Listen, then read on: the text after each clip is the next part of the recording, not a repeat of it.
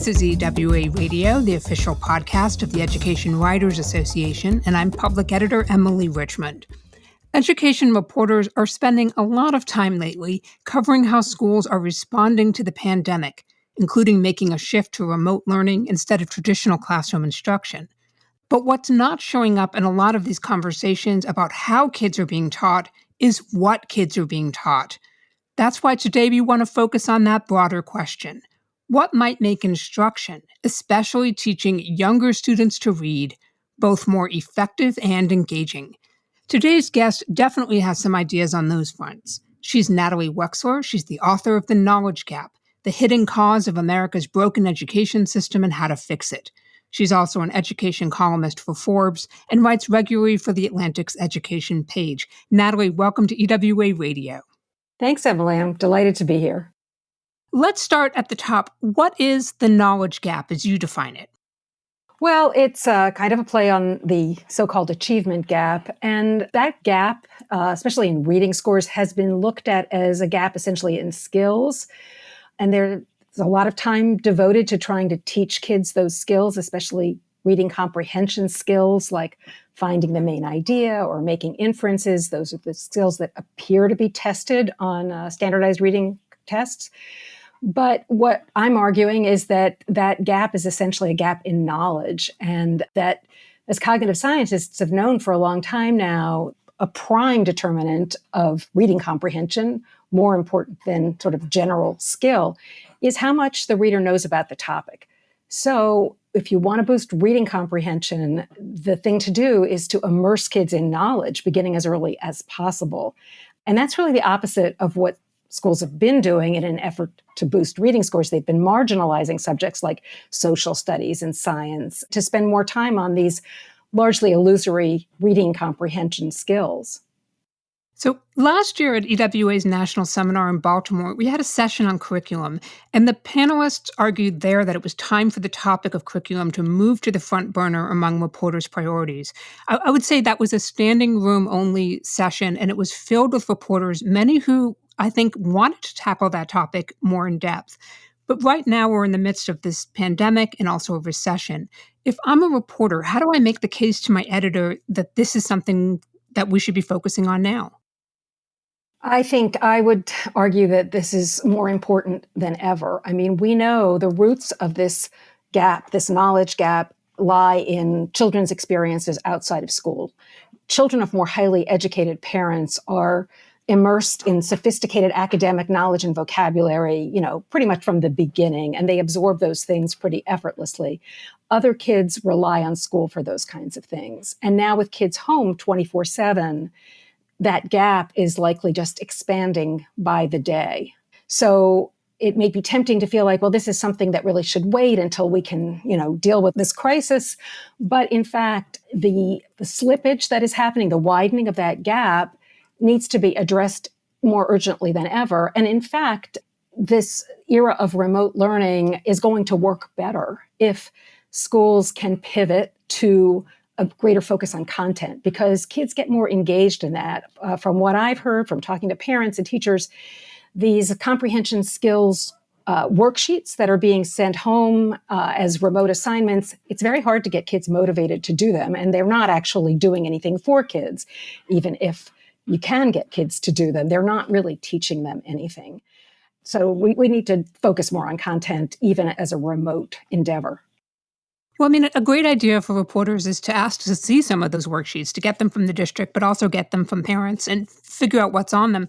What are some of the red flags of a really poor worksheet? Is that something that a reporter can evaluate on their own? I would think so. I mean, I have done a very unscientific and limited survey of my own, talking to 10, 11 parents around the country. And, I've heard that these questions can be baffling, like, what is the main idea of a paragraph that doesn't actually have a main idea?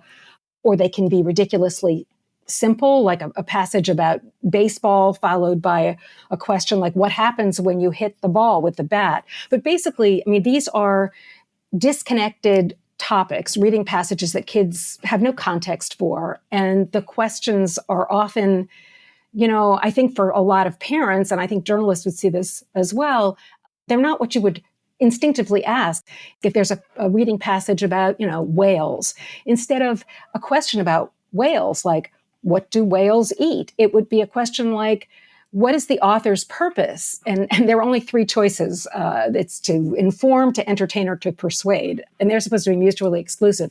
So I do think it's possible to recognize, it's not that all worksheets are bad, but there can be worksheets that supplement content-focused instruction that can work.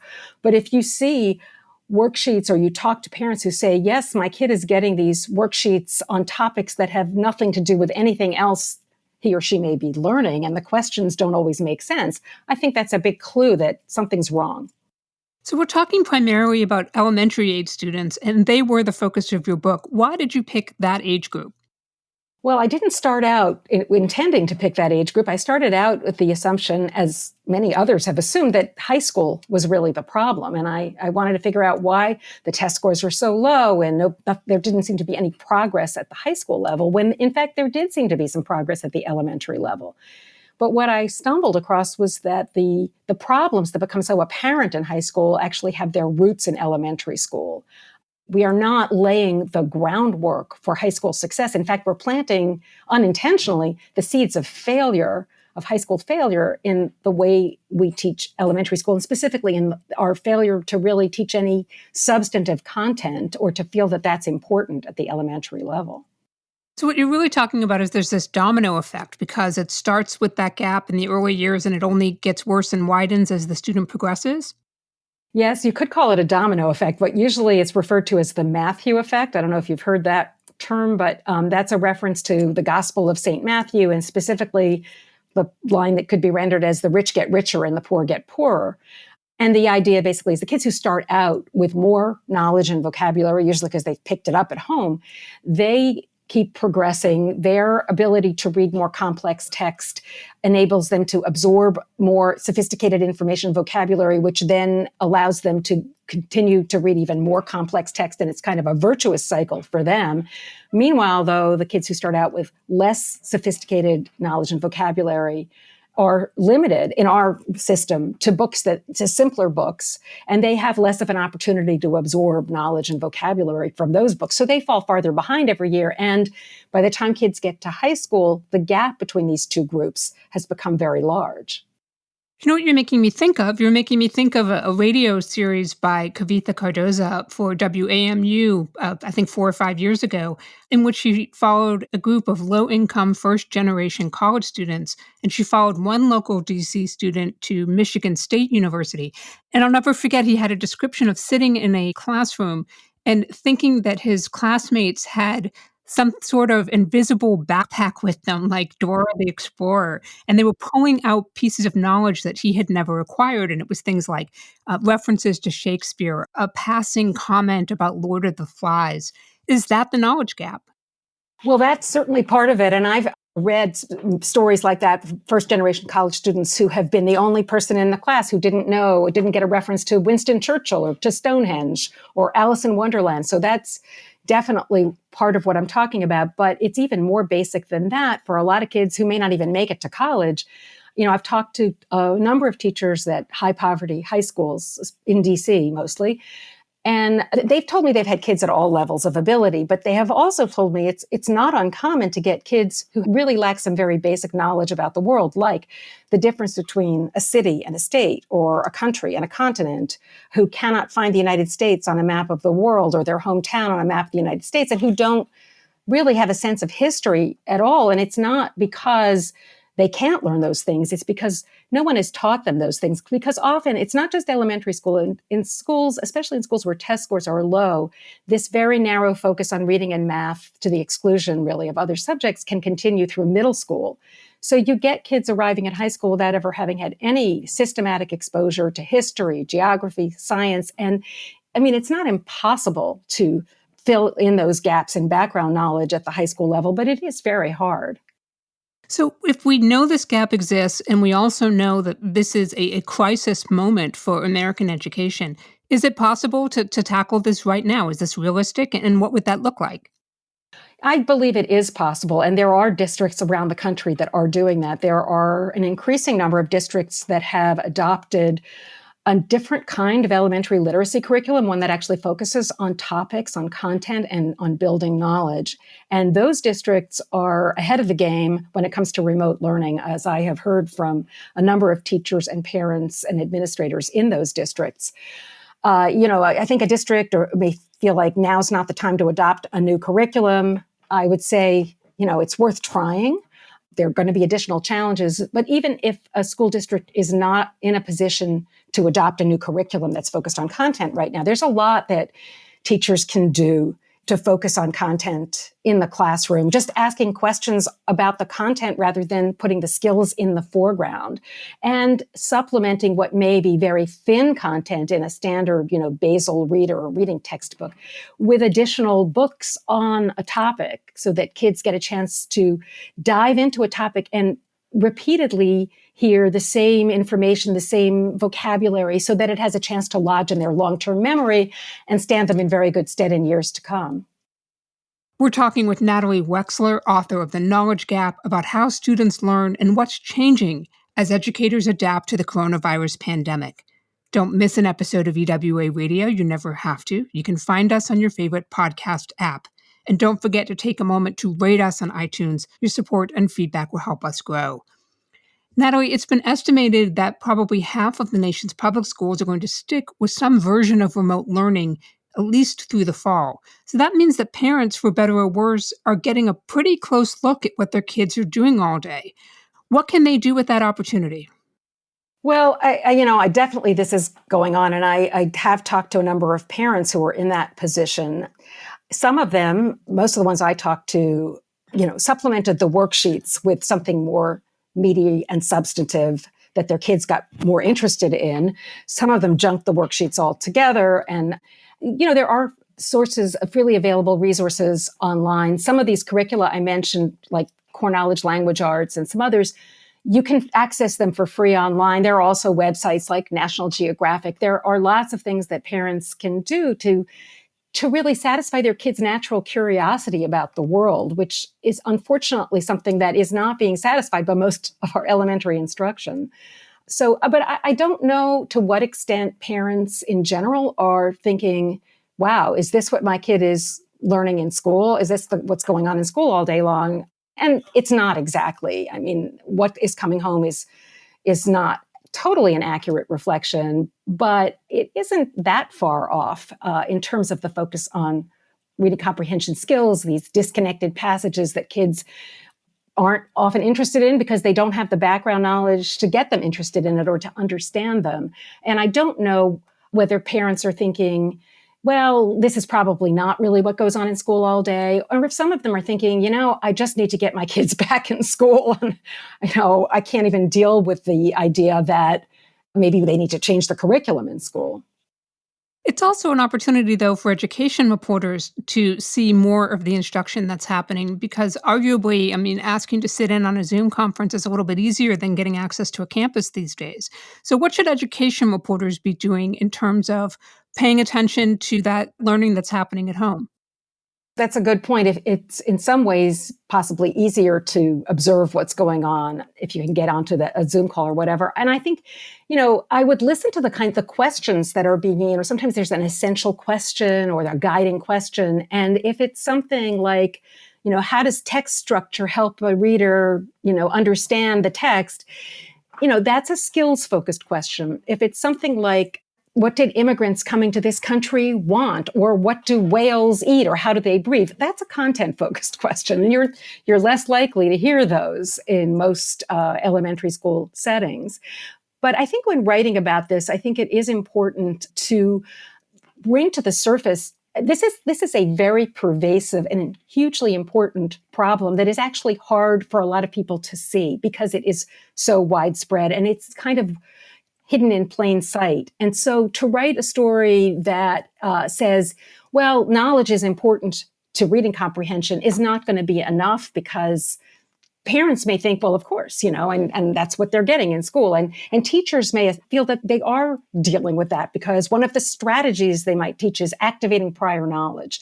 What has to be made explicit is that teachers think that they're teaching reading comprehension for hours every week, when what they're doing does not correspond to what cognitive science has found about how reading comprehension works. And I think that really needs to be made explicit. And one of the best ways to do that is, if possible, to compare content-focused instruction, if you can find that, with this comprehension skills-focused instruction and put them side by side. And I did that for my book. It was really one of the most eye-opening pieces of reporting I did. And one of the things I saw was how much more engaged kids are in learning about content, about the world. Is this something that can happen at the teacher level, at the individual classroom level, or is this really a district-wide change that has to happen? It can begin to happen at the individual teacher level, but the thing about building knowledge is it's a gradual, cumulative process. And an individual teacher cannot control what happens the year before, the year after. And really, building knowledge is a process that should extend across grade levels. So the best way to do it is through a logical, coherent, content-focused curriculum that, builds in a sequential way. And so that's something that obviously a school or a district needs to do, that teachers can't engineer that by themselves. So that's the ideal situation, is to have a curriculum in place. We've talked a little bit about where you see some shortfalls in coverage on the education beat and related to focusing on this idea of curriculum and also the knowledge gap. Are there some examples of where you think reporters are doing a good job getting things right? There have been some good stories. There was one recently by Holly Corby that was on Edutopia, I think, that looked at Baltimore specifically and the work that's going on there. And I'd love to see more stories like that. The other thing that needs to happen is, and that I haven't seen so much yet, is that this issue needs to be added to the lens through which education reporters look at a whole range of education stories. I mean, it's almost everyone. And certainly stories on the achievement gap, stories on testing, but also, stories on gifted and talented programs and magnet schools. And, why is there this imbalance socioeconomically and racially? When you talk about high school graduation rates. And when we talk about COVID-related learning loss, for example, in a situation like the ELA curriculum where the same skills are repeated year after year, what does it mean to talk about what concepts students have missed? I mean, if they missed main idea in first grade, they're going to get it again in second grade, third grade. And what does it mean to talk about whether we should have them do grade level work or go back and repeat the work that they missed, when many students are spending in the elementary levels the bulk of their time reading books that are not on grade level. They're reading books at their so-called individual levels, which are often years below grade level. So I think these are the questions that we all need to start asking about a whole range of stories. Natalie Wexler, thanks again for making time for EWA Radio. Thank you, Emily. This was my pleasure. And that wraps up another episode for us. If there's a story you want to know more about, drop us a line with radio@ewa.org. The mission of the Education Writers Association is to strengthen the community of education journalists and improve the quality of education coverage. For more than 70 years, EWA has helped reporters get the story right. Have a great week, and thank you for listening.